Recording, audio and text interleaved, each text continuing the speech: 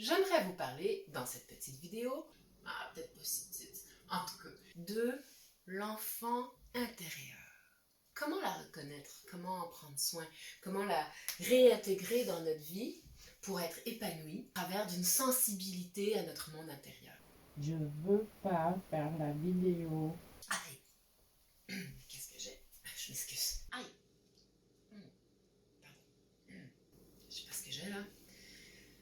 Donc, j'aimerais commencer tout simplement par la définition de l'enfant intérieur pour qu'on s'assure de parler de la même chose. Donc, quand j'ai été sur Google, Wikipédia m'a dit: dans la psychologie populaire et la psychologie analytique, l'enfant intérieur est l'aspect enfantin de l'individu. Cela comprend ce qu'une personne a appris dans son enfance, l'enfance étant avant la puberté. L'enfant intérieur est souvent, là j'aime ça, écoute ça, l'enfant intérieur est souvent conçu comme une sous-personnalité qui est semi-indépendante et subordonnée à l'esprit conscient éveillé. Est-ce que l'enfant est subordonné à l'esprit conscient éveillé? C'est ce qu'on souhaite, c'est ce que l'on souhaite dans le meilleur des mondes. Sommes-nous toujours connectés à notre esprit conscient éveillé? Si nous ne prenons pas soin d'écouter cette sous-personnalité, elle risque de faire sa vie au travers de la nôtre. Cette sous-personnalité prend vie au travers de nous, comme notre ombre, comme notre moi inférieur, comme notre moi supérieur. Si nous ne sommes pas conscients de ces parties de nous, notre vie est leur canvas. Et leurs croyances sont nos croyances, ou en tout cas mes croyances sont leurs croyances. Voulez-vous diriger votre vie sous l'emprise de la logique d'un enfant qui est peut-être même très malheureux? Personnellement, d'expérience, c'est douloureux de laisser ses enfants faire ce qu'ils veulent dans mon terrain de jeu. Donc, allons creuser et redevenir un créateur puissant et conscient. L'enfant intérieur est une sous-personnalité. Elle peut référer à une sorte de force en nous qui est comme une essence qui porte toutes les joies et les peines de nos expériences avant la puberté. Une sous-personnalité semi-indépendante qui observe et crée nos jugements, nos évaluations face aux différentes circonstances de notre vie de tous les jours. C'est comme un amalgame de différents moments que nous avons vécus, plus précisément les émotions et les conclusions tirées de ces moments vécus. Ces conclusions sont devenues des croyances qui filtrent et tissent notre réalité personnelle. Il existe d'innombrables moments où nous avons tiré des conclusions importantes qui faisaient du sens pour l'être que nous étions à ce moment-là, à cet âge-là, dans cette situation particulière, mais qui aujourd'hui n'a plus lieu d'être. L'unique raison que ces filtres sont encore actifs, vous êtes prêts? C'est le lien émotif. C'est l'émotion qui est non conscientisée et non résolue, qui résonne, qui existe dans la personne. Je veux pas, j'ai peur. Ils vont se foutre de ma gueule. Et puis après, j'aurai plus d'amis. L'aspect spirituel. Donc, d'un côté multidimensionnel, on a un corps de conscience, on a notre véhicule électromagnétique, notre aura. Eh bien, en elle porte tous ces différents moments, toutes ces émotions non résolues. Elles sont logées dans notre champ électromagnétique comme des souvenirs qu'on peut aller visiter. Mais eux, ils s'activent lorsque la personne se retrouve dans une situation qui peut être perçue comme similaire à l'émotion non résolue. Donc, d'une certaine façon, quand on parle d'aller guérir, d'aller travailler, d'aller écouter et accepter son enfant intérieur, c'est comme une visite intentionnelle et bienveillante dans une parcelle de soi prise dans une illusion de conclusion tissée du passé. C'est avoir une conversation avec la résidente de cette bulle pour lui rappeler qu'elle fait partie d'un grand tout, dans un monde d'infinies possibilités et de lâcher prise sur l'émotion qui crée une contraction. Que ce soit la peur, que ce soit la colère, peu importe l'émotion. Il faut donc avoir une conversation entre son enfant intérieur et son parent intérieur. Donc, quand vous vous sentez prêt, peut-être après la vidéo, regardez la vidéo pour commencer, mais vous pourrez entamer cette conversation. Pour ça, il suffit, pour commencer, d'imaginer 2 coussins. Puisque vous êtes l'enfant et le parent, vous aurez à changer de coussin pour jouer les 2 parties. Éventuellement, cette image des 2 coussins est intériorisée et vous pourrez le faire sans coussin. Première étape, avoir l'intention d'être en communication. Donc, il faut écouter les signes d'émotion, de sentiments, de sensations corporelles. Bon, je crois que mon corps me parle. J'ai mal au ventre. Je crois que je suis stressée sans m'en rendre compte.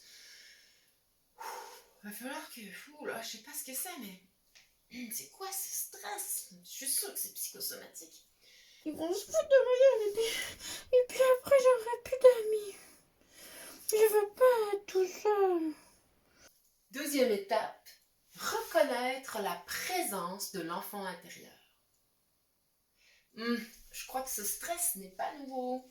Je me demande quelle partie de moi est en train de s'exprimer. C'est moi. C'est moi qui t'appelle. C'est moi. C'est moi qui t'appelle. T'écoutes-tu? T'es-tu là? T'écoutes-tu? T'écoutes-tu? Eh bien oui, c'est un de mes enfants intérieurs.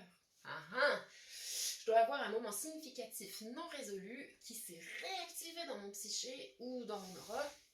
En tout cas, ça bloque ma créativité, ma spontanéité puis ma force de vie, là. Qu'est-ce que je fais? Je pense qu'il va falloir que j'aille me rencontrer. C'est ce que ça veut dire? Youpi! Voyage au travers du temps, voyage au travers du temps. Voyage au travers du temps.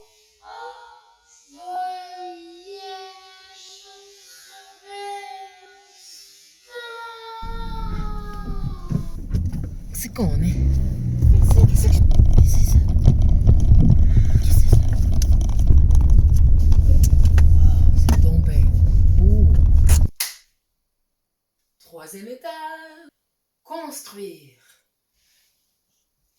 L'adulte, le parent intérieur.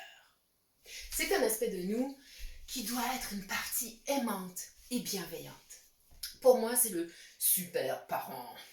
Il a son cœur ouvert, les oreilles du cœur ouvertes.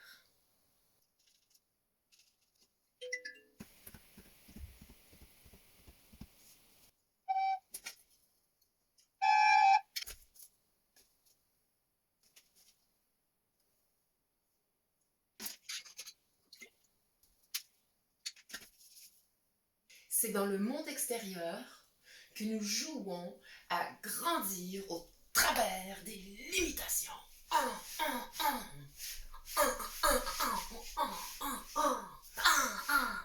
En devenant le parent intérieur, on peut créer un lien avec l'enfant.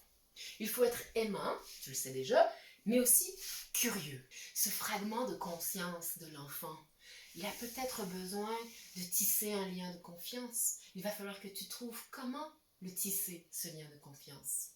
Il faut écouter sans jugement, accueillir ce que l'enfant dit et ressent, même si on n'est pas d'accord, même si on trouve que c'est d'une illogique conclusion d'enfant ce qu'il vit. L'enfant, lui, il a une conscience qui est basée sur son connu, sur son monde, sur sa logique d'enfant. Il faut donc le croire, il faut donner de légitimité à ses sentiments.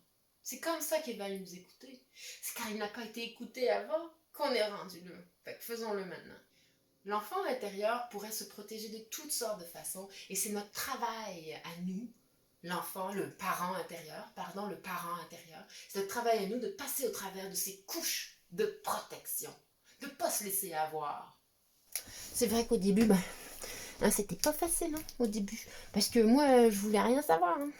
Moi, je voulais juste rien savoir. Laissez-moi tranquille, laissez-moi tranquille, laissez-moi tranquille. De toute façon, on s'entendait même pas. On s'entendait même pas. Moi, je hurlais de colère, je hurlais de peur. Mais il n'y avait personne qui venait. Oh, j'étais noire de colère, noire. Tu comprends? Oh, puis mon adulte qui comprenait rien. Il était vraiment un peu con. Quoi.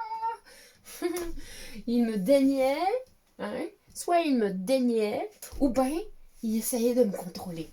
Hein? Tu te mets comme ça, tu files pas de même, tu devrais pas filer de même, tu devrais pas pleurer. C'est ce que moi je disais. Fuck you, pas de ta faute, laisse-moi tranquille. Disons que ça aidait pas. En effet, quand j'ai commencé ce boulot, je comprenais rien.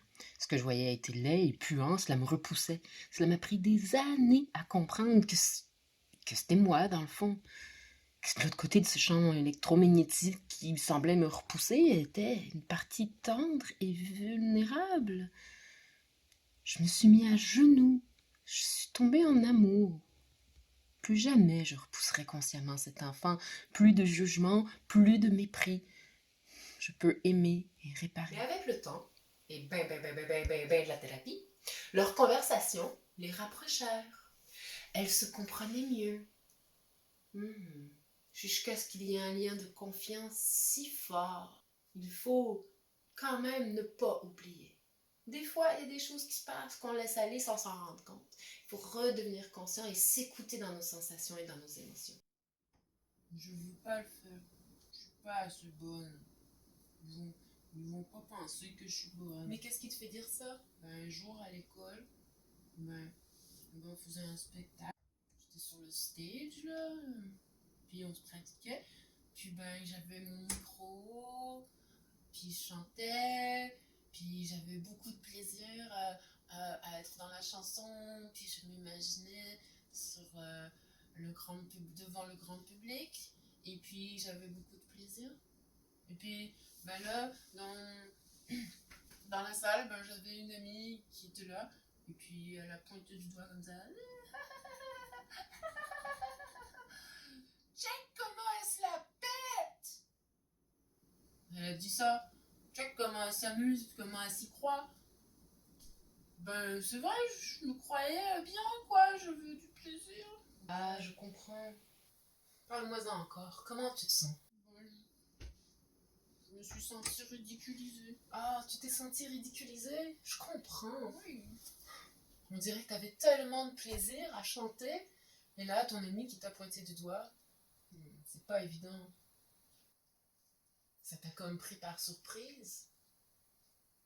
T'as dû te sentir pas très en sécurité. Je voulais juste comme m'amuser puis faire partie de la gang. Je comprends, c'est complètement normal, ma chérie. T'as envie d'avoir du plaisir, de chanter ta chanson et faire partie de la gang. Oui, j'avais du plaisir à chanter. J'étais un peu nerveuse, mais j'avais du plaisir. J'étais bien. Peut-être que j'aurais pu avoir une grande carrière en chanson. J'étais vraiment dans le moment présent. C'est comme on dit dans la zone. Est-ce que t'aimerais ça? Réessayer? Je sais pas. Oui. Non. Et si je te disais que tu pourrais chanter et t'exprimer et rester connecté avec tes proches et tes amis?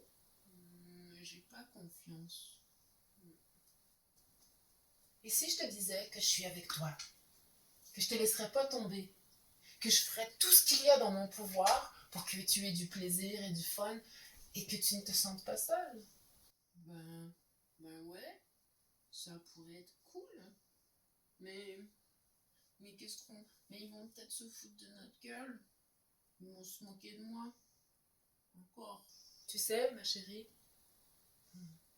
on ne peut pas toujours contrôler le monde extérieur.